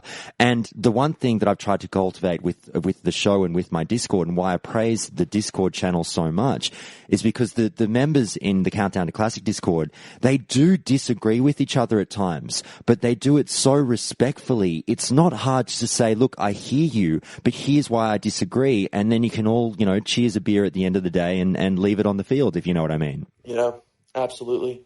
And I think there's a lot of people out there, like I was watching Esfand and his stream, and I think he's doing some stuff with retail, and he has a lot of people who come on who play retail and say, hey man, I think we need to have updated graphics, this, that, and the other. And he says, okay, I understand you, I hear you, but this is why I think that won't work, and this is why I think, you should give it a try, and this and that. Like, people don't want to just hear, oh, you're an idiot, you're wrong, blah, blah, blah. It just enforces themselves that they're going to stick on and stand to their ground even more. But when you come to somebody and you tell them, well, I understand how you feel. I understand that this might be an issue with you, but, I played this and this is why I think it works. And then, try to relate and tell them, why I think it works for you and why maybe this might be the better way, but to do it in a respectful manner. And I think that has all the difference. And I think that is what we need to do moving forward, is just to be, remember that we're all human beings and we're all just passionate about the same game, and we're all on the same we're all on the same side, right? Absolutely. We all want to play vanilla WoW. Absolutely. Well, I try to act as a human being as much as I can. It's a good thing that you guys don't come across me in real life. So yeah. One thing I wanted to add with that is, so we try to, even though, like what Matt was saying, how to use a constructive way to talk about changes versus no changes. And so in real life, I'm an academic, and I try to use academic arguments or to strengthen the no changes versus changes. And I think the biggest topic that we've seen is graphics. We recently put up a video about graphics, and it got way more views than we're used to. And it also brought in a lot of, we went outside of our circle of our comfort zone. We have a lot of viewers that came in and voiced their opinions, which was great. But one thing I like to put out there is why we're no changes when it comes to graphics is that for us, it's a little bit bigger than our own personal needs. And yes, do I want the old graphics? I do. But the reason why I really am passionate about leaving the old graphics in is because I feel like vanilla WoW is an art form, just like the Mona Lisa, just like Michelangelo's David, that needs to be preserved. Not because we like the graphics better, because it's a significant part of culture. It's the Leroy Jenkins culture. It's the South Park made an episode about it. It's part of our culture, and I think that the reason why we should leave it the way it is that it brings us back to that time. It brings us back into the developers' minds, and it actually just embodies the culture at the time and the technology at the time. And that's why, personally, we're no changes when it comes to graphics. And I think it's sort of it speaks in a way in Blizzard's approach to this one, because as you guys would be familiar, you're gamers, we're in the age of the remaster, and remasters are all the rage these days. Yep. And it's games that aren't even that old are now getting updated graphics. And look, here it is with a shiny new coat of paint and a new hat. And, people are like, whoa, I'll pay another $60, $70 for that game. But with World of Warcraft, I can't remember, tell me if I'm wrong, I haven't heard that word remaster be thrown around in any way, shape or form with this project. And I think if they had have coined it from the beginning as not, where vanilla is vanilla, we're re-releasing a classic server. If they had have started with, we're bringing you a vanilla remaster, then people would be coming at it from a different, completely different viewpoint or angle, and sort of obviously we might be expecting updated graphics and things like that. But because we haven't had that terminology, I do agree with you that I'm a big, I was talking last night, I'm a big SNES RPG fan, and I don't like seeing my favorite old, mid-90s SNES games being released on PCs with slightly updated graphics. I'm like, no, I remember it from how it was. I like it how it used to be. Yeah, actually, Defcamp used that as an example in one of his videos. It's like, you don't want, and this isn't really an RPG. Well, it is an RPG. Zelda is kind of like an RPG. It's more of an action RPG. But how would you feel if Ocarina of Time was changed? And it was apparently re-released. But one point I'd like to say, and I agree with you, Josh, 100%. But one point I'd like to say is that we can't grab our SNES off the shelf and pop in Vanilla WoW. Yeah. It's gone. And the only way you can relive it is in private servers. And private servers are a good cover band, right? They're 80% of the way there, but it's not the real thing. We can't pop in a disc and play Vanilla WoW, basically like the way it was. And that's another reason why we're so adamant about no changes, is that we need that. We want that original game back. We want to be able to pop that in and play it. Absolutely. And that's actually a really good analogy. I haven't heard that before. I might have to borrow that at some point. That yes, private servers. Stole it from me. Oh, I did. Highway robbery. Excellent. No, they are, the private servers absolutely are a decent cover band, if you would. It's like they're the band when you're shit-faced at the bar and they're playing Sweet Home Alabama, but the drummer is missing every 8th beat. Right. Exactly. And another thing too I like to mention is, I really think the graphics for Vanilla have held up well over the times for what it is. Mm-hmm. And I also think that, like Melderon was saying, it really does embody the soul of what the game is. And, whether it's the graphics, whether it's the, not having auto loot, all those little things, they all add up. They all create the experience. And to change one of those things would be to change it completely, in my eyes. So, let's leave it as it is, and let's, give it a try. Like, that's what I always say. Mom always said, try the chicken without the salt. Don't add, try it first, because you might like it. Sure. And Melderon, if I can ask you this, I was getting into not an argument, but a bit of a back and forth with a colleague the other day at work who is a gamer, but they admit they haven't really played World of Warcraft or vanilla World of Warcraft, but they, obviously have seen YouTube videos and things of that nature. And we were talking about the graphics, and they obviously know that I do this podcast, and they said, well, what would be so wrong with updated graphics? Those graphics are pretty old school and pretty shitty. And I went into bat for the graphics, and I said, no, I think they're a little bit better than people in some corners seem to give them credit for. I think that's slightly, I don't want to say cartoony. I know people will jump up and down if I say cartoony style, because it's not really, but you kind of know what I mean. That style, I think, gives it a bit more longevity, and I really like the old graphics. Yeah, so the surreality of Azeroth does give it kind of a timeless feel, and I think that. And another thing, let me end that point real quick and go back to it. But another thing that's really important is that everyone remembers the Leroy Jenkins video. That's on this crappy, square monitor with horrible resolution. Exactly. If you play private servers right now on a nice monitor, it looks beautiful. I just want to remark and say that real quick. It's still a very beautiful game, and like you said, the way the developers created the surreality of Azeroth and the imagination. I mean, go to Ashenvale and just sit in there for a while. Mm. I mean. It's gorgeous. It's stunning. And I think it doesn't need to be changed. That's personally how I feel. Yeah. No, I completely agree. But I'm on board with you guys. I think that's a fantastic point about, it's what makes this any different. We talk about games as art, and we start to, as a culture, recognize that this isn't a child's toy anymore. This is an art form. Preserve it. You wouldn't draw a mustache on the Mona Lisa. I do appreciate what you're saying. But absolutely, look, thanks so much for calling in, guys. Please do plug away. Where can people find you online again? So we have a YouTube channel called Defcamp and Melderon TV. You can find us on Twitter at def_meltv.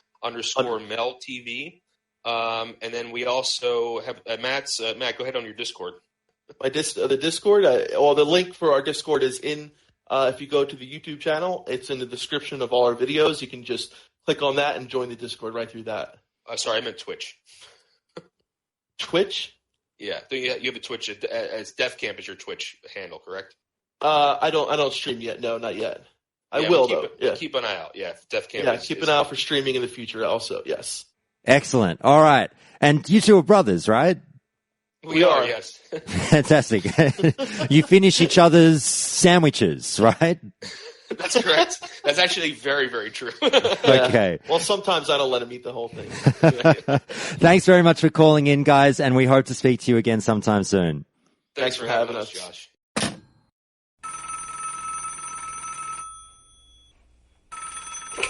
Okay, we've got another caller on the line, and who have we got here, and where are you calling from in the world?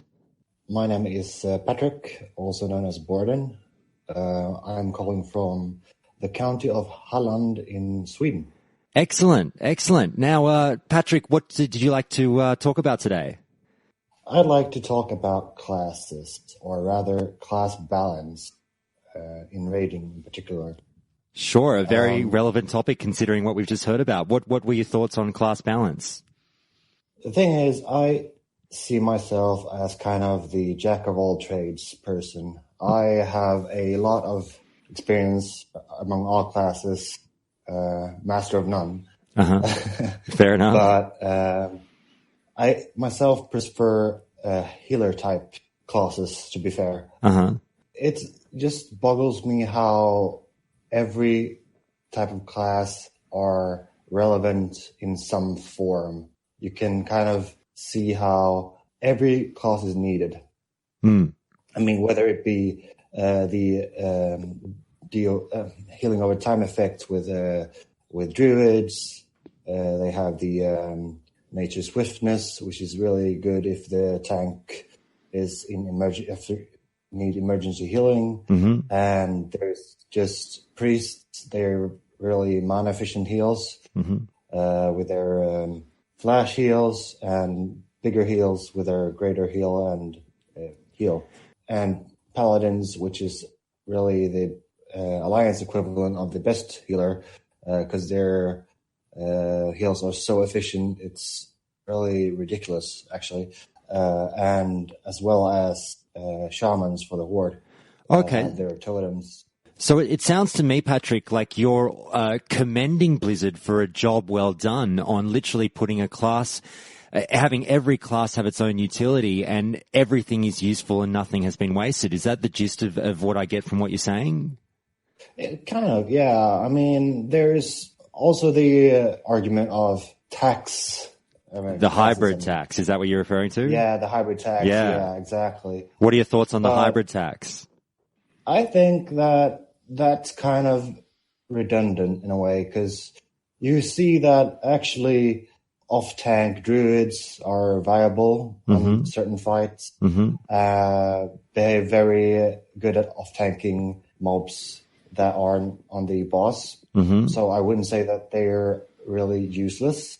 Same with priests. Priests are very good at boosting the shadow damage for warlocks, and I wouldn't say they're also good in PvP. So I wouldn't say that most of these tax problems are as big as people make them out to be. Okay, so you're saying the hybrid tax is perhaps maybe not quite a fallacy, but a little bit overblown, and a skilled player can overcome it. Exactly. Okay. That's what I would say. All right. So what are your hopes and dreams with the classes in Classic? Do you hope everything remains exactly as it is because as you feel it's actually quite perfect as we've got it? And that's a really interesting question, because this is where my bias comes in. Okay. I'm obviously biased towards no changes, but I don't want to anger anyone with having a clear bias, but that's how my stance is, and I would feel a lot better if Blizzard just let it be as were, to be honest. Yep, sure. So do you think you're pretty hardcore, no changes, don't touch anything? No, I mean, I would probably allow small things such as the loot bug, where you sit down for about 2 or 3 minutes before looting something, or even then just not being able to loot it. That's just ridiculous. Yep. In Warsome Gulch, there's this well-known bug where you could climb the wall of the up to the Alliance and Horde graveyard, which is, infamous, I would say. And I think that does give a unfair advantage to the PvP aspect, and I would like to see that gone. Definitely. I would say that a lot of people are with you there, Patrick, in terms of cleaning house with the bugs. I think that I think that Blizzard will be absolutely cleaning out the bugs, and I can't see them giving us a version of Classic that still has all the old fun bugs that we used to deal with. So hopefully they take care of business in that regard. Yeah, some people do argue that that's a part of it, and I can see that point of view, but I kind of disagree. There's a thin line between tediousness and a memorable aspect of the game. Okay. I think that it's interesting that you commend Blizzard on the class balance, because people spend so much time trashing Blizzard, and the forums are just filled with people going, fuck Blizzard, they got this wrong and they got that wrong, and fix my class. It's so refreshing to hear someone like you call in and say, actually, no, everything's pretty good. I mean, it's easy to find fallacies within the construction of the game, right? It's much easier than just saying this is good. Definitely. No, it's great to sort of have such positivity around. I mean, obviously we love the game for a reason. If it was so broken, we wouldn't want Classic. Do you know what I mean? Yeah, and I mean, if it wasn't good, I mean, it wouldn't have evolved into what it is today, right? Absolutely. Now, Patrick, one last question for you. The show does get a lot of listeners from Sweden. What can you tell me about the Swedish and their absolute hunger and love for all things World of Warcraft? Why is it so popular there? I mean, we've been a generation of gamers from the get-go. I mean, the game industry and all that, it bloomed here, and as such, it's spread between the generations and has just blown up to be a huge thing. So I think that it's good to see a generation of gamers. Definitely, and it's always good to see this turn into such a worldwide industry that everyone consumes so much and has such a great time with the games, obviously, and particularly something within like an MMORPG like World of Warcraft. We meet people from all over the world. Tell me, educate me. I hate to put you on the spot a little bit, but is there a particularly famous Swedish developer or a Swedish-made game that people would know about? Yeah, the Battlefield series. Oh, of course. What's it called? I can't remember. It was DICE? Uh-huh. I think it was. I know I'm embarrassing myself if that's wrong, but I hope that's right. No, I'll be sure to double check that, but it sounds about right to me. All right, Patrick. Well, thanks so much for calling in. I'm glad we finally got around to it, and hope to talk to you again soon. Thanks for having me.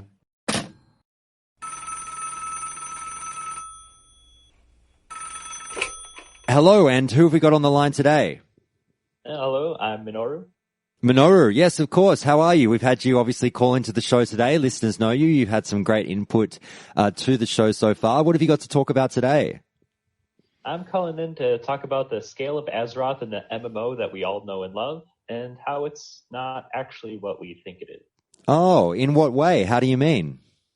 It should be a little obvious, but the game world that we play in World of Warcraft is not a quote-unquote real version of Azeroth.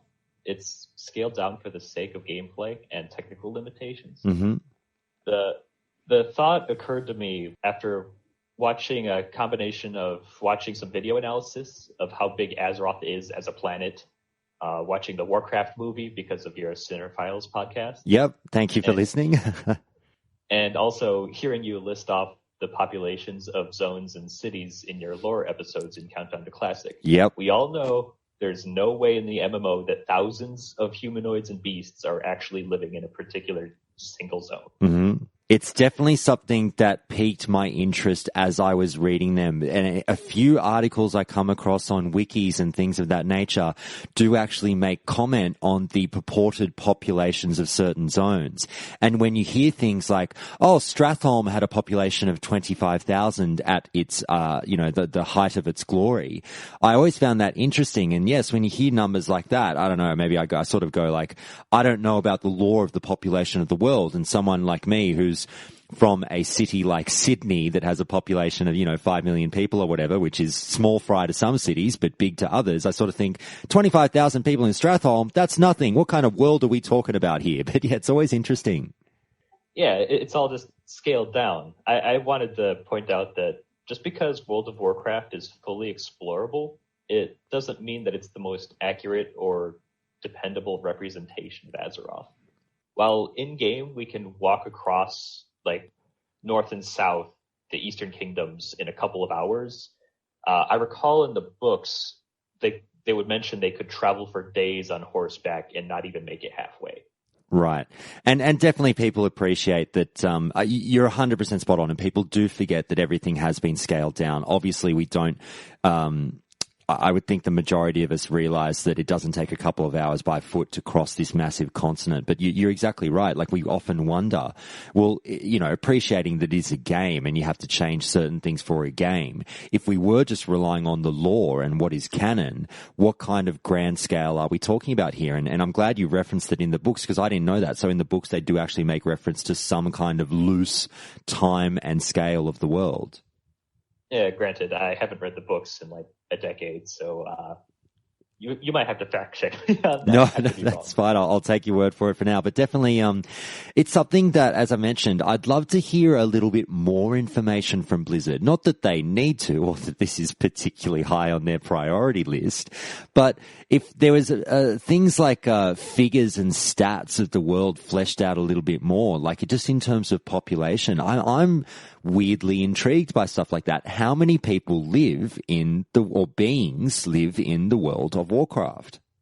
It's true that with a game universe with expansive and deep lore such as Warcraft, it's probably going to have conflicting information at times, but things are kind of malleable to fit the narrative of the medium. Things with books, games, movies, or comics. I guess when you really think about it, does any of this really matter? Not really, but I guess I'd just like people to keep in mind that if Warcraft 4 or heck, maybe even Warcraft 2 ever comes out and things aren't exactly the same, this is probably why. And definitely. And you're 100% spot on. We often, I would like to think that the majority of us can at least self-deprecate to the point that we can have a laugh at ourselves with information that we clearly realize is not really that important, and none of it really matters at the end of the day. We don't really, of course, when I say things like, I would love Blizzard to flesh out the numbers a bit more, I don't expect that to ever happen. But in terms of lore and the background of the world, definitely, there are going to be conflicting moments. I think you're very correct there. And I always come back to one of my favorite videos still online is Red Shirt Guy, as they call him, the guy at BlizzCon a few years ago who called out Chris Metzen on some of the lore conflicts. And it's going to happen. We don't expect, with such a deep narrative with a game like this, I don't think we expect them to be perfect. And I think hopefully people with a bit of a tongue in cheek can just have a laugh about some of the mistakes that are made. Yeah. Warcraft has become a beast of its own with its lore, and not even Blizzard can flesh out all the details and know every single little thing. Definitely. Well, thank you very much for calling in on that one, Minorou, and we'll speak to you next time. All right. Thank you very much, and take care. Hey everyone, it's me again. I just wanted to jump in one last time before I let you go, because I've got a little bit of cleanup and shout outs to get through, as we do here on the show. Now, I just want to shout out to the following Reddit users. A Dank Frank, what's up? Toucan93, We Don't Like You, Master Chief, Hippocampus Ninja, Wolf Oz, The Tracker 3, all over at Reddit. Thank you so much, everyone, for the kind words and all the support that you've shown the show over at Reddit. Reddit over the last 2 weeks or so. I really do appreciate it. But now we're going to get to a little bit of cleanup, because guess what? I am far from perfect, everyone, and every now and again, because I speak for so damn long on these shows as a bit of a one-man band, obviously outside of the Wednesday episodes, occasionally I will say something silly, and I might get something factually wrong, or just get the vibe of the community wrong in something that I put forward in these podcasts. Luckily, I have the best listeners in the world, and a lot of you get back to me in an incredibly polite fashion, even though I invite a lot of you to say, hey, Josh, you're an idiot, you got this wrong.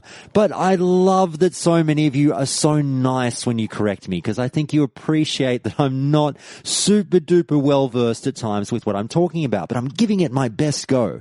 And the first cleanup point comes from listener Dustin Live, who you might remember from the interview last week on the show. And Dustin commented recently on Reddit regarding my Stratholme episode, where I covered off on all things Stratholme and the lore there. And the reason Dustin wrote into me is that I said during that podcast that I was sure that people absolutely did not run Stratholme north of 200, 300 times in order to get the mount. However, apparently I was quite wrong, because Dustin got back to me straight away and said, man, I cleared this at least 200 times on my rogue solo during Wrath for that mount. I would say at least 100 times other than that, just over 14 years or whatever, and I never saw the mount. And I say, holy shit, people really did run it hundreds of times. Now, I appreciate that that wasn't in vanilla, but I know a lot of you did get back to me and say you did run it actually up to 100 or more times during vanilla.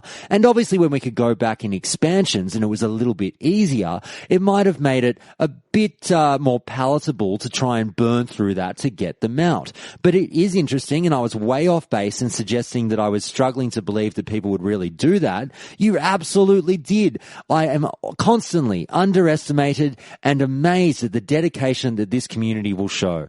The next cleanup point in response to something that I've said on the show comes from listener Asmo over at Reddit once again, who was responding to something that I said regarding the fact that I love the dark and gloomy zones in games, and particularly in World of Warcraft. And I mentioned during a recent episode that I was talking to someone recently on Reddit, I can't remember who, about how much we shared a love for these dark and gloomy zones. And Asmo wrote to me and said, that was you and I talking about the appeal of dead and decayed zones in games. I've been thinking about it more, and the emotion that seems to bubble forth the clearest is nostalgia, strangely enough. When I think about an abandoned city, or even just an abandoned house, there's history seeped into the foundations that nobody is around to tell.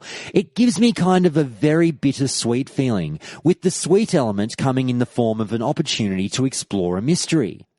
And I say, I'm sorry, Asmo, I did forget that was you, but I'm remembering now, and so shout out to Asmo for getting back to me on that one. And next we move on to listener Wyke Unchained, again over at Reddit, who was responding to the episode I did recently where I talked about subscription models, titled, Shut Up and Take My Money. And I quoted a post of Wyke Unchained's in that episode, and they got back to me and said this. This is the first time that I've listened to one of your podcasts, and lo and behold, you quoted one of my posts.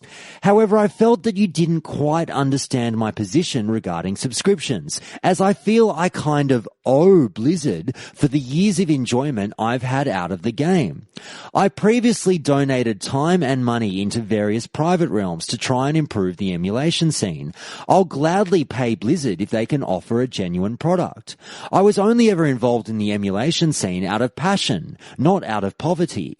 Beyond that clarification, I found the podcast to be informative and light-hearted. I've played every class over the years and have a / playtime in the years.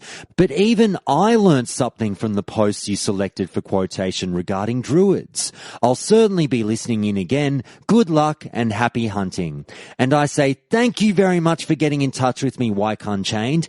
Please, people, don't be shy in getting back to me if I've quoted one of your posts and you feel that my my tone or delivery didn't quite convey the message you were trying to send in the proper way. I often do wonder when I'm reading out so many of these quotes and posts that I do here on the show, whether or not I am paying tribute to the original intention and message of the OP. So if I'm not, and you happen to catch me quoting you, please do get in touch and either say, hey Josh, you nailed it, or hey Josh, that's not how I said it. Anyway, I would be interested to hear back from people that I've quoted in the past, so please do reach out. Next, we move on to listener Tantamount, who emailed me the following immediately after Monday's episode, all about Shadow Priests, and they said, in response to the latest podcast, it's been theory crafted to death that a holy priest specced into shadow weaving is more effective for the raid than a straight shadow priest. And then on the Reddit post where I put up the episode, listener Kef Tank chimed in as well with that feel when Holy Weaver literally does the same job that Shadow Priest does in PvE. Absolutely no use in a raid environment other than soaking a DPS slot, which I suppose is a use in itself. Lol. Shadow Priest, the space waster. Shadow Priest is applying Mind Flay, Shadow Weaving, and possibly Shadow Word Pain, while a Holy Weaver is applying Mind Flay for the first 5 applications. But other than that, just Shadow Weaving. So you potentially save upwards of 2 debuff slots. It is situational though, yeah, since it is dependent on what your raid values in terms of the 16 debuff limit are. And the thought that you still need a straight-up Shadow Priest to do optimal shadow weaving is the vanilla stigma which needs to change. Why is it considered optimal in 2018, when factually and statistically it isn't? The community is smarter than what it was in 2006. It's a DPS decrease by bringing a Shadow Priest to your raid. Shadow Priest is by far the worst caster in the bunch. And I say thank you very much for pointing those out, both Tantamount and Kef Tank. And a few people did get back to me on that very point. Hey Josh, did you know a thing or two about Holy Weavers? And again, all of you who pointed out this little oversight by me, or actually a large oversight by me, you were very polite and respectful in doing so. And I say thank you so much. You could have easily been so mean to me. But I am shocked that I didn't come across this in the vast amount of research that I did in preparation for that talk about Shadow Priests. Not one of the hundreds of posts that I came across about Shadow Priests mentioned even the concept that a Holy Weaver was awesome. But now that it's been brought to my attention by these users, it does make complete sense, and I totally understand Kef Tank's argument. So, I will look into that a little bit further, and I'm more than happy to touch on Shadow Priests again in a future episode further down the road. I am far from done with all the classes and specs, everyone, and just touching on the classes over the last few weeks, I have decided that here on the show, on the Monday episodes, one of the 3 topics I'm going to bring to you over the next 6 months is going to be in relation to a spec. So, I'm going to put a little bit of a casting call out to all you listeners. If you feel you were the greatest player of your spec of all time, if no one was a holy priest like you, if no one was a beastmaster hunter like you, if no one was a protection warrior like you, then please do reach out to me. Email feedback@countdowntoclassic.com or hit me up on the Discord and say, Josh, here are my credentials. I really feel that I am the voice that should present a little bit of an argument when you talk about my spec. And I'll happily get in touch with you and see if we can work something out. Now, there might be a few people that hit me up about every spec, so please do give me as much information that would lead me to choose you as the go-to authority for a particular spec, or at least someone who is incredibly experienced with it. And I'd happily discuss all things about that spec with you and let you sound off on the pros and cons with the now thousands of listeners of Countdown to Classic worldwide. But with all that being said, everyone, I just want to go out with a couple of quick plugs. Now, by now, a lot of you do know, and certainly the Discord users are aware, that this is not my only podcast. I also appear and I produce and edit and write and co-host with two other larrikins, that's Australian for clowns, a show called The Cinephiles. That's SINNERFILES. And you can find us at cinephiles.com. We are a movie podcast, and we cover off mostly on older movies, but also sometimes newer ones. And just this week, we did a great breakdown about Avengers Infinity War. So if a lot of you are like me and are rabid about your comic book movies, in particular the MCU, then please do head over to cinephiles.com and have a listen to the fun that we have with Avengers Infinity War. Those podcasts really are, I must admit, a little bit of fun, everyone. They're quite funny. They're comedic in tone, and we do market it as somewhat of a comedy podcast.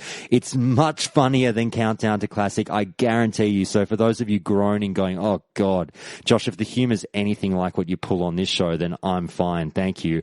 Trust me, the other two people that I do it with are virtually kind of comedians. So do go over and head it out. It's really good fun. There's some great old movies there that we've covered recently. Next, I just want to do a really quick plug for my Twitch channel. Now, you can find me there at Countdown to Classic. And I have started to stream more and more often, everyone. It's not quite regular yet, so I don't have times that I can give you, but I announce it on Twitter. That's my account at Count2Classic with the number 2. Please do follow me on Twitter. And I announce it there, and I announce it on the Discord when I'm jumping on. And just the past week, a fair few of you jumped on just to say hi, and what we do is we talk about the show a lot, and everyone who jumped into my stream on Twitch got a lot of background information and sort of behind the scenes tidbits about the show that could make your experience with Countdown to Classic a little bit more enhanced, let's say. They got some information that I probably wouldn't give to regular listeners and produce it out on the show, because there's some stuff that I just want to keep a little bit close to the chest, but I'm happy to divulge as a little bit of a sneak peek behind the curtain on stream. And then obviously they go to VOD on Twitch anyway, so if you don't make the live stream, check out some of the VODs. In particular, check out the one where I role-played recently with listener King Mike, and that was an absolute hoot. We had a great time. Anyway, that's it for today, everyone. I really hope you enjoyed this episode. I absolutely had a ball in that interview with DaReal Marky Mark and all of the people that I talked to this week. There's more of that to come. I've got so many interviews lined up for you already. They've all been recorded. They've been edited. They are ready to go. I'm just sitting on them, and I can't wait to talk to more and more and more of you as you call into me through the week. So that's it for me. I'll see you on Friday with another massive dose of lore when we talk everything Thrall. Stay tuned, everyone, and I'll see you Friday. Bye.